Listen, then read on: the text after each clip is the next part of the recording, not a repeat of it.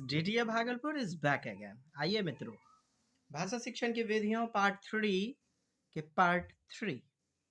Video के महत्वपूर्ण प्रश्न संख्या 1 को देखा जाए। कहानी पढ़ने के बाद कक्षा में कौन सी गतिविधि सबसे कम प्रभावी है, सबसे कम प्रभावशाली? कहानी को दोहराना मतलब रिपीट करते जाना, अपना कोई भेजा नहीं लगाना, कहानी का अंत परिवर्तित करना। यस, इसमें खोपड़िया लगेगा, सृजनात्मकता। कहानी को आगे बढ़ाना। यस, कहानी को आगे कैसे बढ़ाएंगे? सृजनात्मकता। कहानी को अपने शब्दों में कहना। यस, क्रिएटिविटी, सृजनात्मकता। यानी तीनों विकल्प में आएंगी साहब। सृजनात्मकता, बच्चा क्रिएट करेगा और रट्टू तोता की तरह आगे आगे जैसे जैसे बोला जा रहा है वैसे वैसे कॉपी करते जाना। इसमें कौन खोपड़िया लगेगा? हो देवता, यही तो होगा कम प्रभावी। 1 is the right answer. Next, भाषा की कक्षा में बच्चों को किसी त्योहार विशेष के बारे में बताना है। अब सारा खेल ही साहब क्रिएटिविटी का है। बच्चा का खोपड़िया केना विकसित होगा, बात बुझ गई नहीं हो? हाँ, अब देखिएगा, किसी पुस्तक से उसे त्योहार के बारे में पढ़कर सुनाएंगे, तो पढ़कर सुनाएंगे लेंदी प्रोसेस वाला काम। बच्चों को उस त्योहार के बारे में अपने अपने अनुभव को शेयर करने कहिएगा, साझा करने कहिएगा, तो बच्चे चिंतन करेंगे, थिंकिंग करेंगे, कल्पना पड़कता की दुनिया में जाएंगे, सृजनशील होंगे, सृजनात्मकता आएगी। क्यों नहीं बी नंबर बेहतरीन विकल्प के रूप में होगा साहब? बच्चे को सृजन करने का मौका दें, तभी तो नन्हा अन्वेषक बन पाएगा, नन्हा वैज्ञानिक बन पाएगा। अमूर्त चिंतन, तार्किकता को पढ़ाश्रय मिलेगा, बढ़ावा मिलेगा। B is the right answer. इनमें से डैश अक्षर बोध की विधि नहीं है। कौन सा अक्षर बोध की विधि नहीं है? प्रत्यक्ष विधि। डायरेक्ट मेथड जो होता है वह अक्षर बोध की विधि नहीं होती है, प्रत्यक्ष विधि। खैर, नहीं समझे, रट्टा मार ले साहब। प्रत्यक्ष विधि वाक्य के आधार पर पढ़ाया जाता है, अक्षर वगैरह जो है बच्चा जानता है। जैसे राम घर चल, मदन आम खा। वर्ण विधि, वर्णों को पढ़ाया जाता है, वर्णों को जोड़ जोड़ के सिखाया जाता है। शब्द विधि, शब्दों के माध्यम से सिखाया जाता है। बी नंबर हमारा उत्तर होगा, प्रत्यक्ष विधि के माध्यम से नहीं करवाते। नेक्स्ट, प्राथमिक स्तर पर भाषा शिक्षण के अंतर्गत यानी लैंग्वेज की टीचिंग के अंतर्गत बातचीत एक महत्वपूर्ण उपकरण है। हाँ जी, बच्चे बातचीत करते हैं, एक दूसरे से बातचीत करते हैं, एक दूसरे से टॉकिंग करते हैं, पीयर लर्निंग करते हैं, संवेदकों के माध्यम से क्रिया करते हैं। एक दूसरे को अपना अनुभव, दिन भर रात भर जो घटित हुआ उसके जीवन में एक दूसरे को अपना हंसी मजाक, दुखड़ा, दर्द, दास्तान सुनाते हैं, मने बातचीत करते हैं साहब। तो यह क्या करेगा? सीखने और सीखी हुई बातों को सुदृढ़ यानी और मजबूत बनाएगा। मजबूत बनाने का एक आधारभूत माध्यम है। यस, बेसिक टाइप का मीडियम है, आधारशिला है, आधारभूत। 1 नंबर से बेहतरीन तो इकाई नजर नहीं आएगी। बातचीत करना अच्छा लगता है तो अच्छा तो बहुत कुछ लगता है। क्या मजाक चल रहा है? वो बातचीत शिक्षण का अनिवार्य हिस्सा है, हमारी पाठ्य योजना पहले से ही प्रस्तावित है। नहीं, मेन फंडा क्या है? भाषा शिक्षण जो करवाते हैं उसमें बातचीत जो है वह सुदृढ़ करता है, सुदृढ़ता की ओर बढ़ावा देता है। 1 नंबर बेहतरीन उत्तर। प्राथमिक स्तर पर एक अध्यापिका संज्ञा पढ़ाते समय, लीजिए संज्ञा पढ़ा रही है अध्यापिका, संज्ञा की परिभाषा, तो उसके बाद उससे संबंधित तो पहले परिभाषा बता रही है ना, तब नियम कायदे कानून सूत्र वगैरह। पहले क्या कर रही है अध्यापिका? संज्ञा पढ़ाते समय पहले संज्ञा की परिभाषा, पहले परिभाषा बता रही है। अच्छा, तब तो निगमन विधि है, उसके बाद उदाहरण, तब तो निगमन विधि, डिडक्टिव मेथड। पहले नियम परिभाषा उसके बाद उदाहरण, तो निगमन विधि अरस्तु महोदय की। आगमन कब होता? पहले उदाहरण जब होता तब परिभाषा या नियम। चलिए, डी नंबर उत्तर। प्राथमिक स्तर पर अधिकांशतः बच्चे डैश कविताएं पसंद करते हैं। कैसी कविताएं पसंद करते हैं? आहो मिश्रा जी, आहो लुतनी माई जी, कैसन? तो लय पूर्ण कविता यानी राइमिंग टाइप का। राइमिंग टाइप समझ रहे हैं? उल्टा पुल्टा, जैसे मोटा छोटा लोटा, जैसे टमाटम टमटम, उबटन उबटन, पलटन पलटन। लयबद्धता, राइमिंग।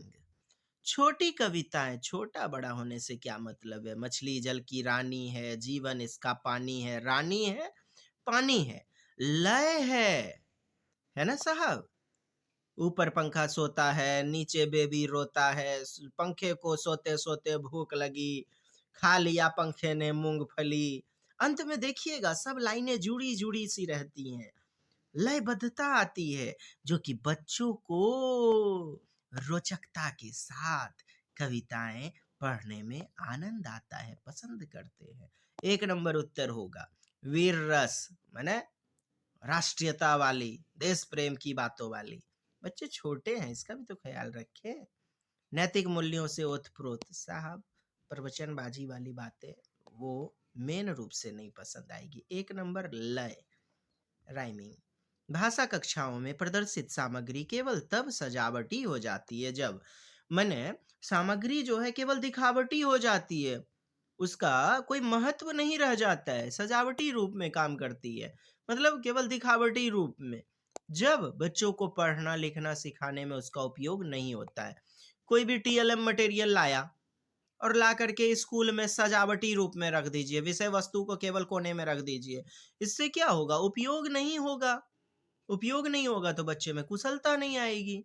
अनिवार्यता कोई मूल्य न सिखाया जाए, नहीं होगा पाठ्य पुस्तक आते जाते देखते होंगे, नहीं। एक नंबर हमारा बेहतरीन उत्तर होगा कि भाषा कक्षाओं में प्रदर्शित सामग्री, जो भी सामग्री दिखाई जाती हैं, केवल सजावटी रूप से। बहुत सारे हिटलर टीचर जो है ना, सामानों को छूने भी नहीं देते हैं। तो बच्चों को पढ़ने लिखाने सिखाने में उसका जब कोई उपयोग ही नहीं होगा, तभी तो सजावटी रूप में, दिखावटी रूप में, केवल नमूने के रूप में रहेगा। एक नंबर उत्तर। तुम्हारे आसपास ऐसे कौन कौन से फूल हैं जिनकी बहुत तेज महक है? फूलों के नाम अपनी भाषा में लिखो। देखिए, अपनी भाषा में लिखो। ऐसे अभ्यास क्या करवाएंगे? उन्हें बच्चों को बाह्य जिंदगी से जोड़ने का अवसर देते हैं। हाँ, पाठ को अपने अनुभव संसार से जोड़ने के अवसर देना, और बहुभाषिकता को, यानी कि बहुभाषिकता, मल्टी लैंग्वेज, कोई केरल का बच्चा है मलयालम वगैरह भाषा में लिखेगा, कोई बंगाल का बच्चा है बंगाली भाषा में लिखेगा। मैंने बच्चों को स्वतंत्रता भी तो दी जा रही है, अपनी भाषा में लिखो। इससे बाल केंद्रितता को भी बढ़ावा मिल रहा है, चाइल्ड सेंटर्ड को। मुझे तो लगता है एक नंबर बेहतरीन होगा। आइए बी देखते हैं। बच्चों की भाषा को कक्षा में स्थान देते हुए यह जानना कि क्या वे अपनी भाषा में लिख सकते हैं। अच्छा, बच्चे में गलती और अच्छाई को जानना, कमी को निकालना। गलत बात होगा, एक नंबर इससे ज्यादा दमदार है। बच्चों को फूलों और उनकी महक के बारे में विस्तृत जानकारी देना, वरना फूल पढ़ाना उद्देश्य थोड़े होता है। बच्चों से यह जानना कि कितने फूलों के नाम जानते हैं, रटंत विद्या। एक नंबर बेस्ट उत्तर होगा साहब कि बच्चों को अपने अनुभव संसार यानी मूर्त दुनिया से जोड़ना, उनके परिवेश से जोड़ना, पुस्तक के ज्ञान को उनके परिवेश से जोड़ना, बाह्य दुनिया से जोड़ने का अवसर देना। और बहुभाषिकता, जॉन डीवी महोदय की मल्टीलिंग्विज्म और बहुभाषिकता को पोषित करना। One is the right answer. कविता शिक्षण में कौन सा तत्व से गद्य से अलग करता है? गद्य कहानी वगैरह सेगमेंट जो होता है प्रोज टाइप का, तो कौन सा उसे प्रोज मतलब गद्य से अलग करता है? तो कौन सा अलग करता है? भाषा प्रयोग की छटाएं, गयता। गयता क्या होता है? गायन, गाने वाली बातें। गाने वाली बातें किस में रहती हैं? वो तो पद्य में रहता है, पोइट्री में रहता है।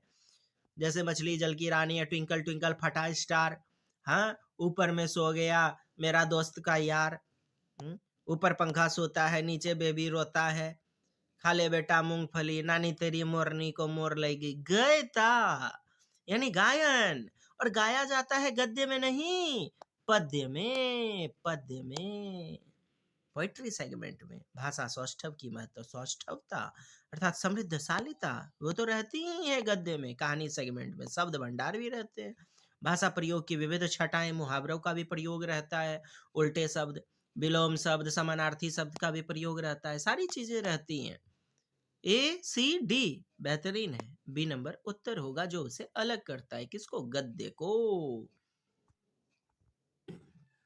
कहानी के उद्देश्यों में कौन सा पक्ष शामिल नहीं है? कहानी कहना के उद्देश्यों में कौन सा पक्ष शामिल नहीं है? तो लिखित वाला। सृजनात्मकता तो आएगी ही। बच्चों को राजा रानी की कहानी सुनाए हैं या सुनते हुए पाया होगा। बच्चे कल्पनाशीलता की दुनिया में चले जाते हैं, शब्द भंडार विकसित होता है, लेकिन लेखन का प्रयोग कहाँ करवा रहे हैं?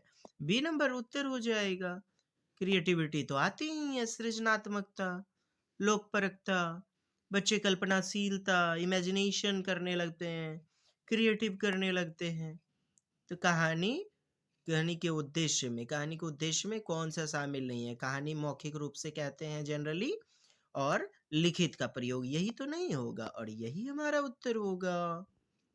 नेक्स्ट, प्राथमिक स्तर पर आप कहानियों कविताओं में किस पक्ष को सबसे ज्यादा महत्वपूर्ण मानते हैं? सबसे ज्यादा महत्वपूर्ण कहानी में प्रतिष्ठित लेखकों की कहानियां, कविताएं बच्चों को पढ़ाई जाए। अरे लेखक कितने भी प्रतिष्ठित हों, बच्चे छोटे हैं ना प्राथमिक स्तर के, इतनी बड़ी बड़ी बातें, लंबी चौड़ी बातें नहीं देनी है बच्चों को। बच्चे में इससे क्या विकसित होगा?